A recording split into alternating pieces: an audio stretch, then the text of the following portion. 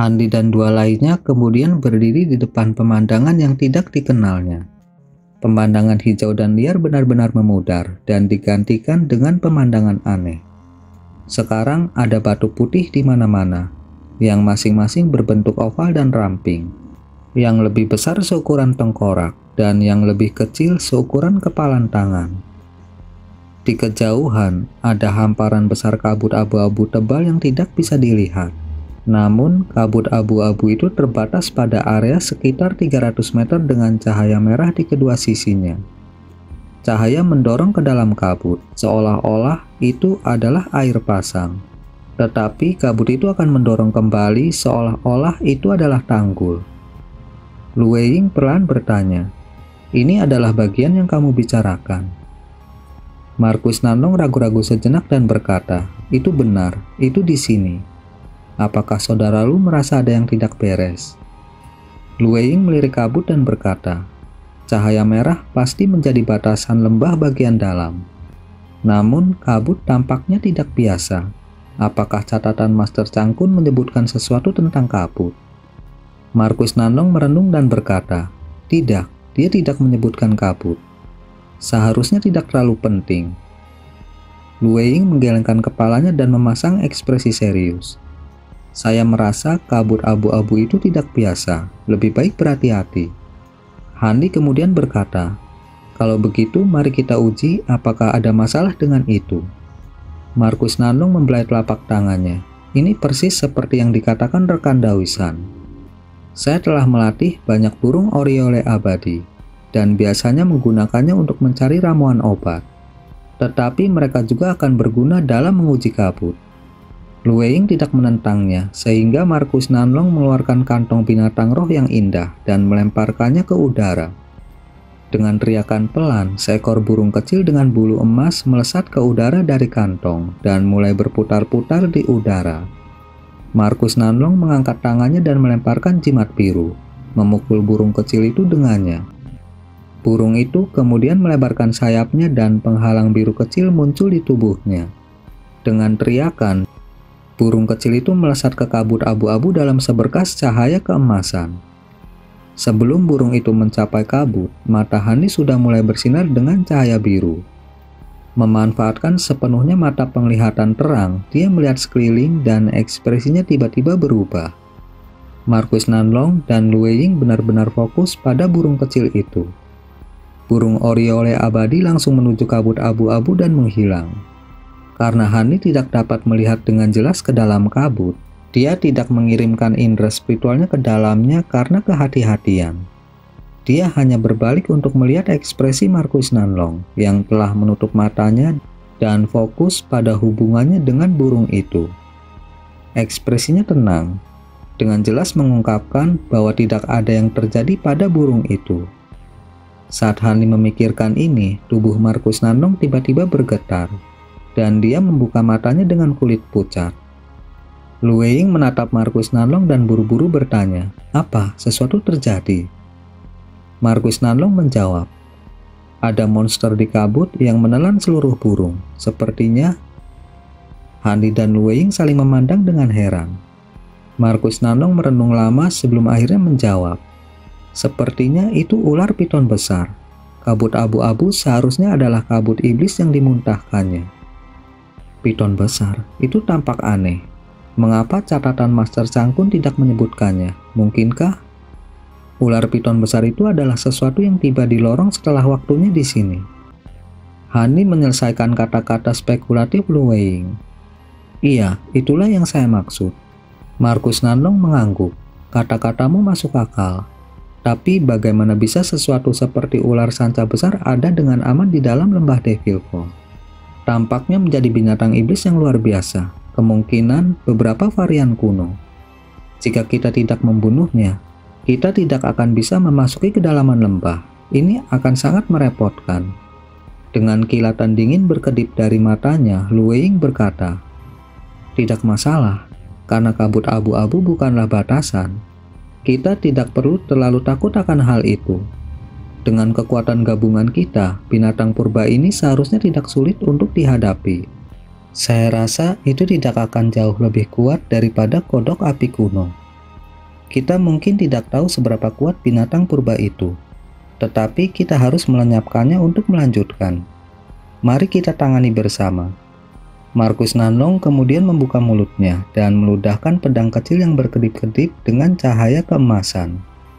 Orang tua itu menggulung tangannya dan memanggil bendera formasi putih cemerlang ke tangannya. Ketika Hani melihat ini, dia tersenyum pahit melihat bahwa keduanya telah mengambil keputusan untuk segera menyerang. Hani tiba-tiba menghadapi area kosong dan ekspresinya tenggelam berkata, "Saya tidak keberatan berurusan dengan binatang itu.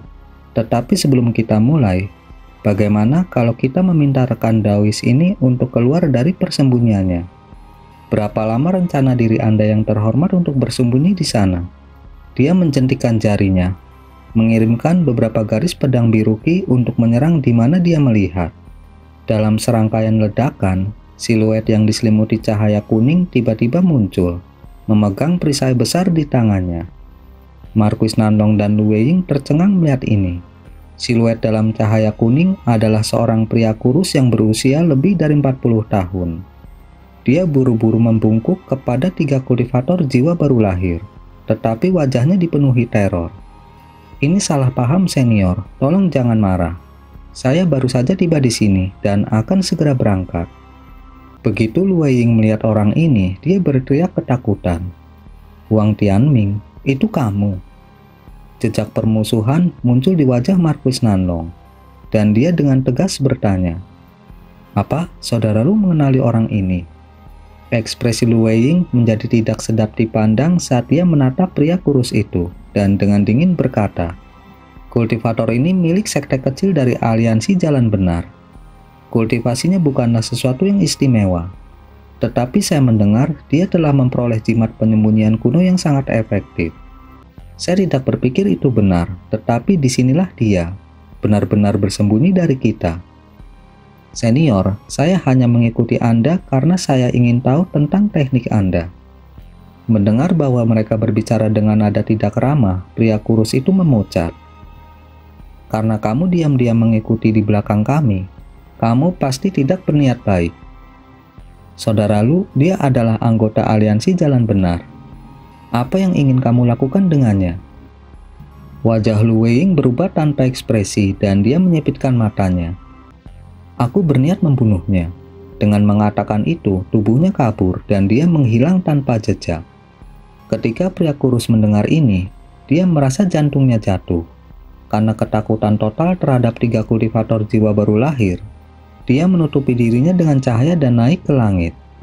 Pada saat itu, Lu Weiying telah menggunakan semacam teknik gerakan dan muncul di tempat pria kurus itu semula berdiri. Dia mengangkat kepalanya untuk dengan dingin melihat seberkas cahaya kuning yang terbang menjauh. Kemudian dengan gemetar tangannya, dia meluncurkan bendera putih ke udara. Bendera berubah menjadi angin putih saat mengejar cahaya kuning dengan kecepatan luar biasa, bersiul di udara. Segera pria kurus itu disusul. Dalam upaya untuk memblokir angin putih, dia mengangkat perisainya. Setelah serangkaian getaran hebat, perisai itu hancur berkeping-keping saat angin bertiup, memotong pria kurus itu menjadi ribuan keping, memenuhi langit dengan kabut berdarah saat teriakan terakhirnya yang menyedihkan menyebar di udara. Ketika Lu Weiying melihat ini, dia mengangguk dan melambaikan tangannya, memanggil angin putih kembali ke tangannya sebagai bendera putih. Markus Nanlong bertepuk tangan dan tersenyum. "Bagus, dengan itu diselesaikan, kita tidak perlu takut masalah ini bocor." Lu Weiying dengan santai menjawab, "Bukan apa-apa. Kultivator formasi inti itu pantas mendapatkan lebih dari sekedar kematian karena berani mengikuti kita." Dia kemudian meraih ke arah kabut darah dan memanggil jimat kuning samar dan kantong penyimpanan ke dalam genggamannya. Lu Weiying melihat sekilas barang-barang itu sebelum menyimpannya. "Kami benar-benar beruntung memiliki rekan Dawisan di sini, atau kami akan menemui masalah yang tidak terduga. Tidak heran saudara Han memiliki reputasi yang begitu besar, mengingat dia mampu melihat melalui teknik penyembunyian yang begitu kuat." Hani tersenyum dan dengan acuh berkata, Itu hanyalah keberuntungan. Kalian berdua tidak bisa melihatnya hanya karena dia menyelinap masuk saat kalian berdua terganggu. Ketika Markus Nanong mendengar kata-kata sederhana Handi, dia menggelengkan kepalanya dan tidak mengatakan apa-apa lagi. Pada saat itu, Lu Weiying kembali kepada mereka dengan ekspresi serius. Mari kita bergerak cepat dan menghindari masalah tak terduga lainnya muncul. Hani mengangguk, dan dengan klip tangannya, bendera formasi berkilau muncul di genggamannya. Menggosok dagunya, dia mengusulkan, ketika kita membunuh ular sanca besar, itu akan menyebabkan keributan. Saya pertama-tama akan meletakkan formasi isolasi, sehingga gangguan pertempuran tetap dalam batasan. Dengan cara ini, kita tidak perlu khawatir ada kultivator di dekat kita yang mendengarnya. Lu Weiying tersenyum dan mau tak mau menawarkan kata pujian. Saudara Han benar-benar orang yang penuh perhatian, itu akan menjadi yang terbaik. Hani segera terbang dan mulai mengatur bendera formasi satu demi satu. Beberapa saat kemudian, dia selesai menempatkan formasi mantra besar. Tujuan utama pembentukan mantra adalah untuk meredam fluktuasi ki suara dan spiritual. Dengan fungsi yang begitu spesifik dan sederhana, itu dapat ditempatkan dalam waktu singkat. Ketika Handi kembali kepada mereka, Lu Weiying mengibarkan bendera di tangannya dan dengan tenang berkata, "Karena rekan Taoisan telah selesai meletakkan formasi, saya akan menggunakan bendera badai untuk membubarkan kabut. Dengan begitu, Piton tidak akan punya tempat untuk bersembunyi." Dengan mengatakan itu, dia melemparkan bendera ke udara dan mulai menggumamkan mantra. Ketika Markus Nanlong melihat ini, dia menunjuk ke pedang emas kecil di depannya. Tiba-tiba, pedang itu terbang di udara dan berputar sekali sebelum bersinar cemerlang dengan cahaya keemasan. Dalam sekejap mata, pedang itu melebar hingga 20 meter saat melayang di atasnya. Lu Weiying menyelesaikan mantranya dan menunjuk ke bendera mantra. Gemetar, bendera itu tiba-tiba terbuka, bersinar dengan cahaya yang menyilaukan. Hembusan angin berulang kali bertiup di sekitarnya seperti badai. Akhirnya mengumpulkan kekuatan yang cukup untuk mengembun menjadi 10 atau lebih naga angin putih. Semuanya bergegas menuju kabut dengan momentum yang sombong. Adapun pedang emas besar Markus Nanlong itu ditembakkan dengan dengungan dan mulai berputar di atas kabut. Tampaknya Markus Nanlong berencana menunggu kabut itu menyebar sebelum menyerang binatang purba itu dengan pukulan menggelegar segera setelah muncul. Handi diam-diam mengayunkan dengan bajunya, memanggil bel kecil yang memancarkan cahaya perak, dan terbang ke kejauhan dalam kilatan cahaya. Naga angin tampaknya saling berpacu saat mereka menyerang lebih dulu ke dalam kabut. Kabut abu-abu bergolak untuk mantra sebelum terkoyak dengan tornado dari dalam. Namun, menyebarkan kabut hanya berlangsung sesaat saat desisan aneh memenuhi udara. Tiba-tiba, ledakan teredam terdengar melalui kabut. Seekor ular besar dengan ketebalan toples air tiba-tiba melemparkan salah satu naga angin dari kabut dan membubarkan tornado. Kemudian dengan 2 pukulan lagi, ular dengan mudah menghancurkan 2 naga angin lagi dari dalam. Ketika Lu Weiying melihat ini, dia terkejut dan segera menggenggam tangannya dengan gerakan mantra yang aneh mengucapkan, "Ledakan." Naga angin yang tersisa tiba-tiba melintas dengan cahaya putih dan pecah. Angin eksplosif menghancurkan kabut, menyebarkan sebagian besar dengan angin kencang dan mengungkapkan monster yang ada di dalamnya. Itu melingkar dan tampak seukuran gunung. Dengan tubuhnya yang terbuka, pedang emas itu mengambil kesempatan untuk menyerangnya secara diam-diam. Saat ini terjadi, Hani menembakkan segel mantra ke bel perak. Dalam kilatan cahaya yang cemerlang, tiba-tiba tumbuh setinggi 3 meter. Dengan cincin yang jelas, gelombang perak tiba-tiba keluar dari bel yang bersinar dan bergerak untuk menelan piton besar dalam serangan bersama dengan pedang emas besar. Piton itu lambat bereaksi dan semakin menyusut ke dalam gulungannya sebagai respon terhadap serangan, tetap diam. Markus Nanlong sangat gembira melihat ini dan menuangkan lebih banyak kekuatan spiritual ke pedangnya, memperbesarnya sedikit lebih jauh. Tapi sebelum pedang emas itu bisa menyerang, lapisan cahaya hijau tiba-tiba menyelimuti tubuh ular sanca itu tanpa peringatan. Ledakan besar terdengar saat cahaya emas dan hijau saling terkait. Tetapi segera cahaya hijau menguasai pedang emas dan menangkisnya. Ketika itu terjadi, ketiga kultivator terkejut. Segera setelah pedang emas dicabut, gelombang suara perak menghantam penghalang piton dan berhamburan tanpa usaha. Kedua serangan itu tampaknya telah membangunkannya dan perlahan-lahan menarik kepalanya untuk melihat Hanli dan yang lainnya. Pada saat itu, kabut abu-abu sudah tersebar dengan bersih, dan ular sanca besar telah muncul di depan mereka.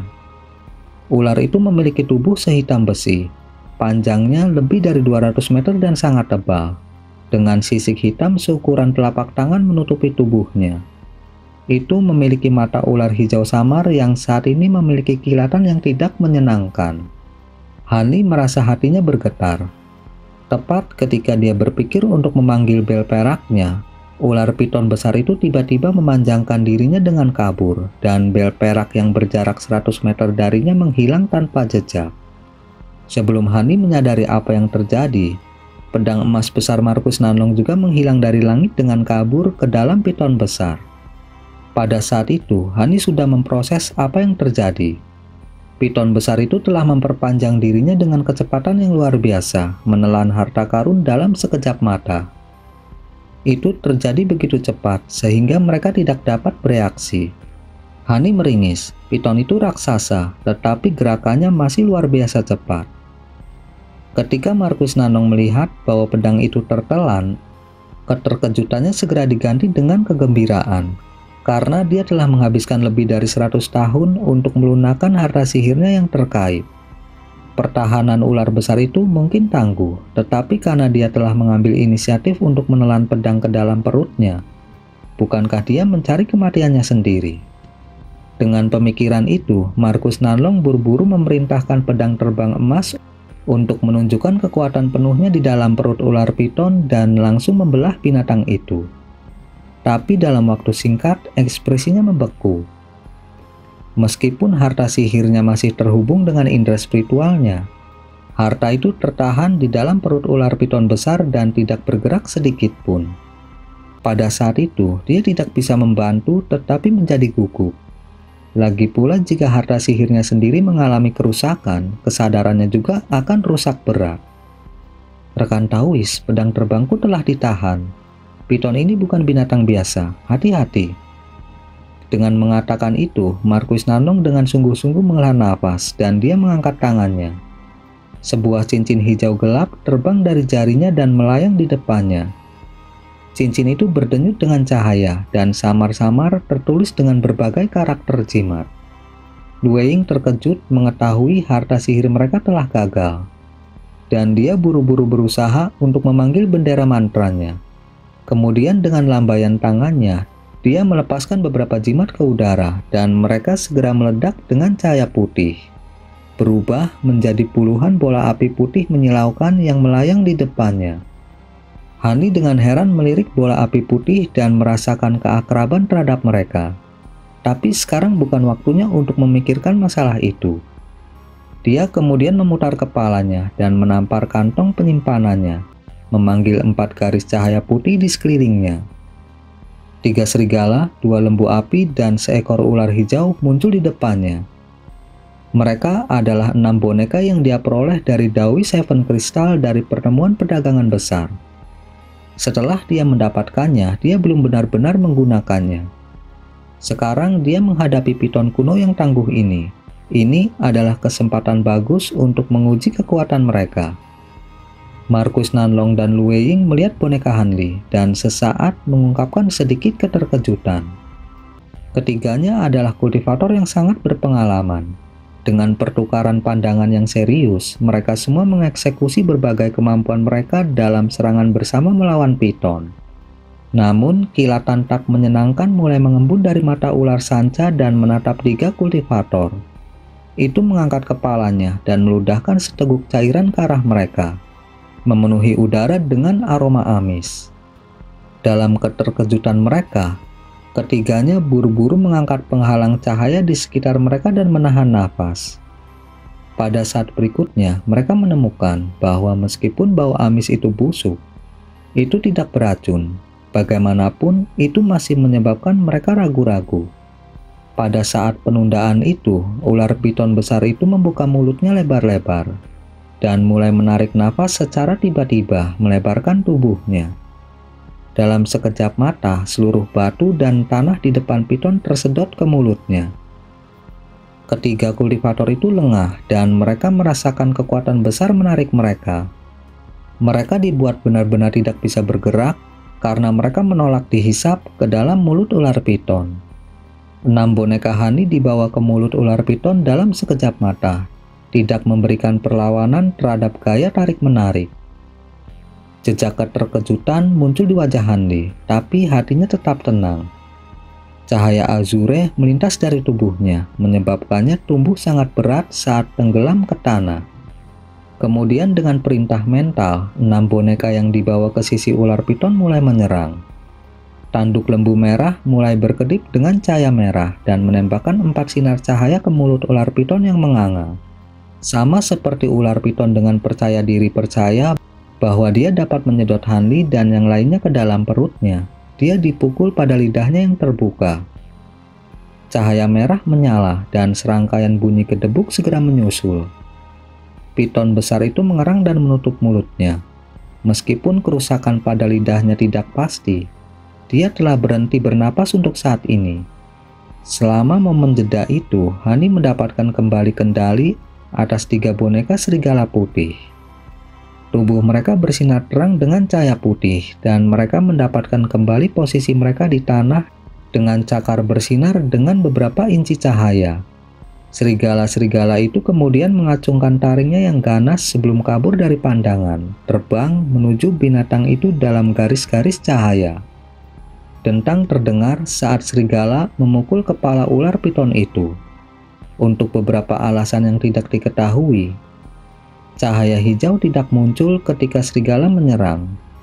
Tetapi cakar serigala yang bersinar dan taring tajam tidak dapat melukai sisik hitam. Mereka hanya mampu meninggalkan bekas putih. Kemudian 2 serigala segera kabur dan berpisah, menembak ke arah mata ular piton besar itu yang tanpa pelindung. Dengan kekaburan ungu yang cepat, 2 bunyi teredam terdengar. Kedua serigala putih itu tercerai-berai dengan kibasan kilat cepat dari lidah ular piton dan dikirim terbang. Kepala piton seukuran bangunan miring ke samping dan mulai menutup mulutnya pada boneka serigala putih. Tetapi ketika dia mencoba untuk menelan mereka, boneka ular hijau itu tiba-tiba tumbuh hingga berukuran 40 meter dan menerkamnya. Selain itu, 2 lembu merah telah menembakkan serangan lain dari tanduk mereka. Diprovokasi oleh serangan boneka, ular piton besar itu mengaum dan dengan cepat mengayunkan kepalanya, menyemburkan kabut hitam dari lubang hidungnya.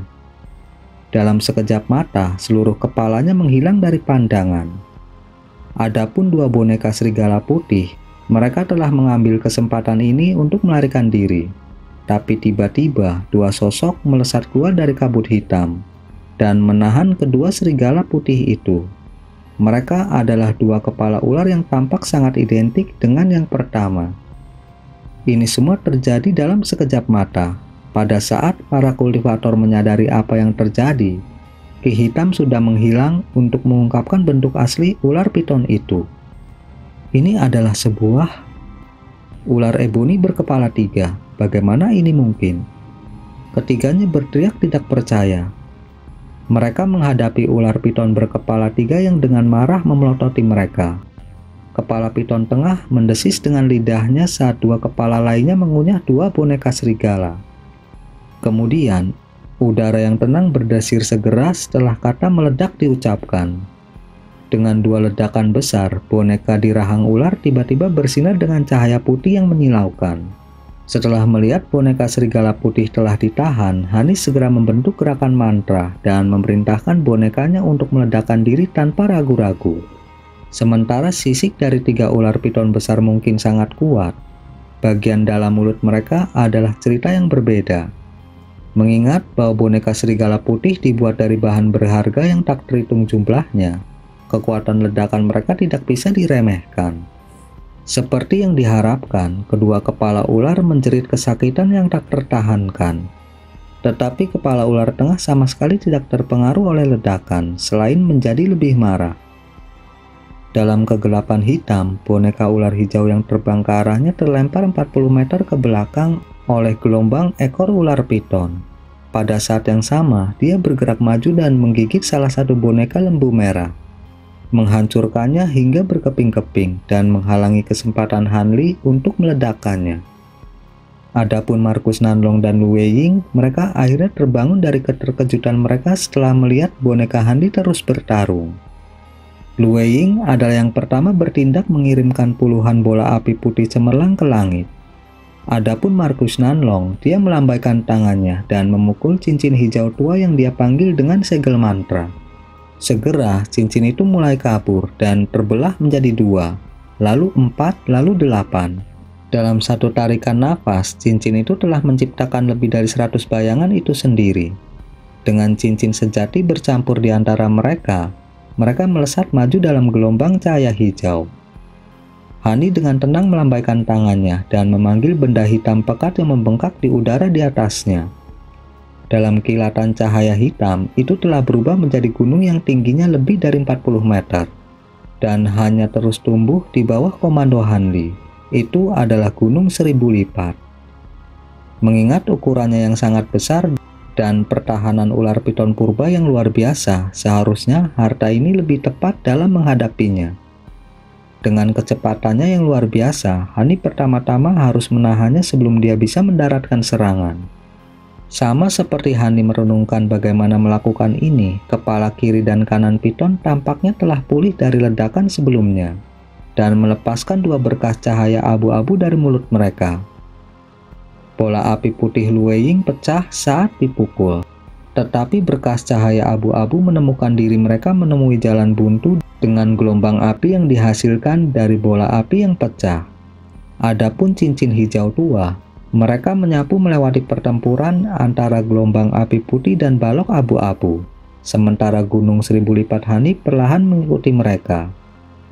Ular piton besar itu merasa terancam oleh rentetan cahaya hijau dan kepala tengahnya melolong. Tubuhnya bersinar dengan lapisan cahaya hijau sebelum membuka mulutnya lebar-lebar dan menerkam ke depan, menyapu bayangan cincin hijau tua itu. Tapi salah satu cincin yang bersembunyi di belakang menghindar. Dan secara kabur, cincin itu muncul di atas kepala ular piton itu. Cahaya bersinar terang dari cincin saat itu berubah menjadi seberkas ki hijau, menyerang dengan momentum yang menggelegar. Tiba-tiba, cincin hijau tua secara besar-besaran melebar dan menyempitkan ular piton besar dengan sekuat tenaga. Tenggelam jauh ke dalam daging piton. Piton tiba-tiba merasa bahwa 7 inci dagingnya terkekang dan merasakan gelombang rasa sakit yang luar biasa memancar dari daerah itu. Kepala piton utama mulai meronta-ronta dengan liar, seolah-olah putus asa untuk melepaskan diri dari batasan cincin hijau. 2 kepala lainnya juga terpengaruh oleh rasa sakit dan tidak mampu menahan sinar abu-abu yang menahan gelombang api putih.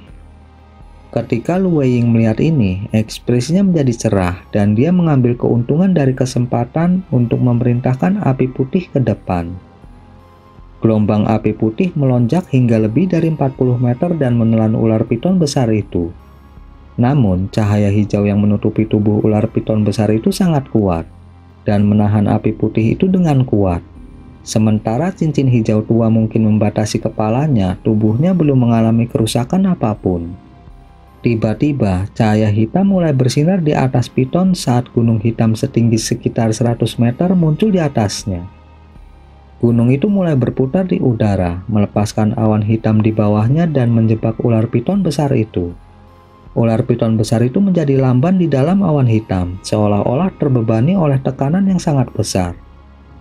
Menggunakan kesempatan yang diberikan, gunung hitam mulai jatuh. Merasakan bahwa masalahnya jauh dari baik, ular piton mengangkat masing-masing kepalanya dengan usaha yang keras dan melepaskan beberapa bola cahaya ke langit untuk menghalangi turunnya gunung hitam. Tetapi sebelum mereka bisa mencapai gunung, mereka dibubarkan oleh awan hitam yang mengelilinginya. Tidak mau membiarkan masalah dan menunggu kematian, Piton besar menggunakan seluruh kekuatannya untuk menampar ekornya ke bawah dan meluncurkan dirinya keluar dari dalam awan hitam. Tetapi pada saat itu, api putih yang mengelilingi tubuhnya tiba-tiba berubah menjadi beberapa rantai tebal dan melilit tubuhnya. Ular piton besar itu hanya mampu terbang sekitar 30 meter sebelum akhirnya jatuh ke tanah. Akhirnya, gunung itu menabraknya dan seluruh area di sekitarnya bersinar terang dengan cahaya hitam, mencegah siapapun melihat apa yang terjadi di dalamnya. Kepala ular piton itu menjerit dengan sedih sebelum gunung itu runtuh ke tanah dengan getaran yang memekakkan telinga. Markus Nanlong mengungkapkan senyum dan Lu Weiying menghela nafas, namun Han Li mengerutkan kening saat dia melihat pemandangan di depannya. Cahaya hitam sedikit memudar untuk mengungkapkan gunung hitam. Piton besar itu masih belum sepenuhnya mati karena masih ada satu kepala yang belum hancur. Itu berteriak sambil melambaikan kepalanya ke depan dan ke belakang dengan sekuat tenaga. Vitalitas luar biasa yang ditampilkannya saat menggila dalam kegilaannya adalah pemandangan yang harus dilihat. Lu Weiying mendengus dan melambaikan tangannya. Seberkas cahaya putih dengan ganas melesat di udara dan tiba di atas ular piton. Itu berputar sekali dan kemudian dengan mudah memotong leher ular piton yang rentan. Akibatnya, tubuh ular piton tanpa kepala itu menyemburkan air mancur darah 10 meter ke udara sebelum akhirnya ambruk ke tanah. Ekspresi lelaki tua itu menjadi santai setelah menghabisi ular piton itu dan dia bergumam. Akhirnya selesai, namun itu agak mengejutkan. Ular eboni berkepala 3 ini tidak menakutkan seperti yang digambarkan legenda. Markus Nanlong menggelengkan kepalanya dan dengan ragu berkata, "Mungkin saja ini bukan spesies asli. Jangan lupa, ular eboni berkepala 3 sejati bersayap, dan dikatakan bahwa masing-masing dari 3 kepala juga memiliki kemampuan unsur yang berbeda. Ular ini tidak mungkin asli, atau kita tidak akan bisa menghadapinya dengan mudah. Mungkin ular ini adalah varian dari ras lain. Kita tidak harus menyelidiki terlalu dalam asal-usulnya. Mari kita menuju ke lorong." Hani dengan tenang berkata. Dia kemudian menunjuk ke gunung besarnya dan dengan cepat menyusut kembali ke lengan bajunya dalam seberkas cahaya hitam, memperlihatkan mayat ular piton besar yang hancur di bawahnya. Markus Nanlong melambaikan tangannya dan seberkas cahaya emas dan hijau terbang kembali kepadanya, memperlihatkan pedang emasnya dan cincin hijau tua. Pedang terbang itu kembali ke tubuhnya dan cincin itu dipakai kembali di tangannya. Lu Weiying melirik mayat yang hancur beberapa kali sebelum tiba di sisinya. Dia dengan santai mengelurkan tangan ke salah satu kepala ular piton dan memenggal inti hijau seukuran ibu jari ke tangannya. Dengan sedikit kegembiraan di wajahnya, dia melihat 2 kepala lainnya dan menarik inti dari masing-masing kepala. Pada saat itu, Han Li yang telah selesai mengumpulkan pecahan binatang bonekanya dan Markus Nanlong telah tiba. Lu Weiying menyerahkan masing-masing inti kepada mereka tanpa mengucapkan sepatah kata pun. Han Li menerima barang itu dan melihatnya sekilas sebelum dengan acuh tak acuh menyimpannya.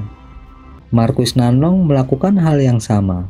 Segera setelah itu, Lu Weiying mengubah tubuh ular piton besar itu menjadi abu dengan satu bola api dan berkata, "Akan merepotkan untuk membunuh binatang ini jika kita sendirian. Tetapi dengan kekuatan kita digabungkan, membunuh binatang purba tingkat ini seharusnya tidak menjadi banyak tantangan. Jika kodok api kuno semudah ini untuk dihadapi, maka perjalanan ini akan cukup santai." Markus Nanlong menghela nafas dan tersenyum kecut. "Saya harap akan seperti itu. Tetapi kemungkinan kodok api kuno akan sedikit lebih merepotkan. Bagaimanapun, itu bahkan menyebabkan Master Changkun melarikan diri. Meskipun dia sangat lemah pada saat itu, binatang itu pasti sangat tangguh." Setelah beberapa pemikiran, Lu Weiying menjawab dengan anggukan diam. Pada saat itu, Han Li sudah terbang dan mengumpulkan bendera formasi penyembunyian. Ketika dia kembali, dia berkata, "Ayo pergi. Kita akan segera mengetahui betapa tangguhnya kodok api kuno." Dengan mengatakan itu, dia memimpin untuk bergerak maju. Marquis Nanlong dan Lu Weiying saling melirik dan mengikutinya dengan cermat. Lagi pula, mereka harus mengandalkan cincin Yin Yang Hanli untuk melewati cahaya esensi Great Knot. Dengan piton besar terbunuh, jalannya sekarang terbuka.